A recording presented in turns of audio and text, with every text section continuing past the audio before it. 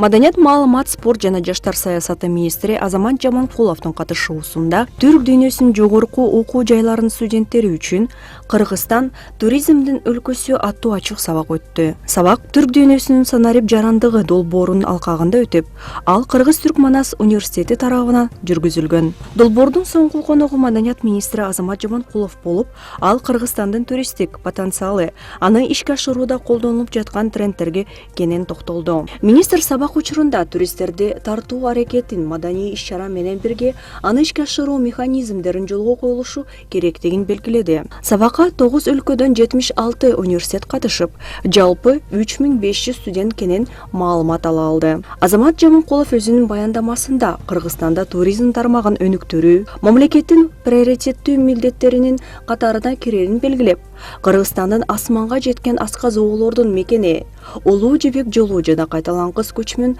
маданияты орун алган ордо катары баса белгилеп, Түрк дүйнөсүнүн жаштарын өлкөгө чакырды. Иш-чаранын жүрүшүндө студенттер министрге өздөрүн кызыктырган суроолорун онлайн узатып жооп алышты. Эске сала кетсек, долбоор 2021 жылдын 28 майында 71 университеттин ректорлору катышкан биргелешкен кызматташтык аземи менен башталган. Ачылыш аземи онлайн форматта өтүп, алгачкы лекция өткөн жылдын 15 октябрында окуу жайдын ректору профессор Абсалан Жейлан жана биринчи проректор профессор Асылбек Колмурзаев тарабынан окулган. Кыргыз-Түрк-Манас университети жана Газиантеп окуу жайы тарабынан координацияланган долбоор 2021-2022 окуу жылынын жаз мезгилинде Түркиянын Амасия университетинин академиктеринин окула турган лекциялары менен уланат.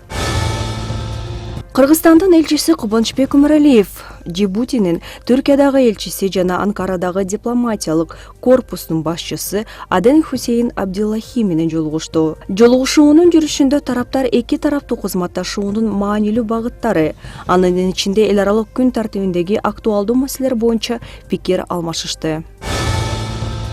Чүй облусунун Ысык Ата районуна караштуу Кан шаарындагы бийчи кыздар Түркиянын Анталия шаарында өткөн жаңы жылдык карнавалга катышып келди. Бул тууралуу бий тобунун жетекчиси Мадина Эмилбекова билдирди.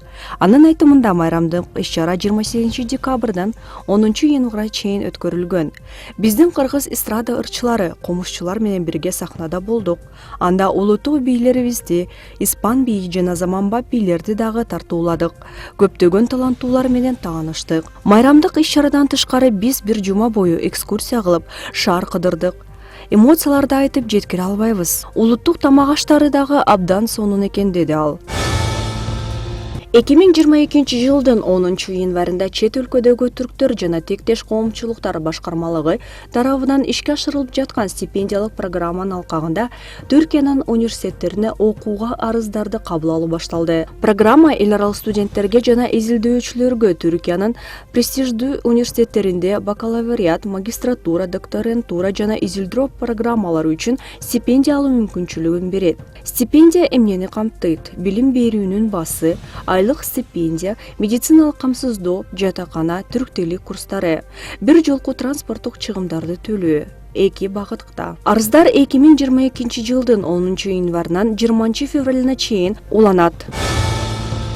2022 жылдын 17 январынан тартып чет өлкөдө жүргөн Кыргыз Республикасынын жарандары Кыргыз Республикасынын бардык дипломатиялык өкүлчүлүктөрүндө жана консулдук мекемелеринде Кыргыз Республикасынын улуттук жана эл аралык айдоочулук күбөлүктөрүн алмаштыра алышат. Бул консулдук кызматты киргизүү Кыргыз Республикасынын президенти Садыр Жапаровдун 2021 жылдын 29 январындагы номер 4 миграциялык кырдаалды жакшыртуу багытталган чараларды көрүү жөнүндө жарлыгынын негизинде чет өлкөдө жүргөн кыргыз жарандарына жагымдуу шарттарды түзүү жана көмөктөшүү максатында ишке ашырылган.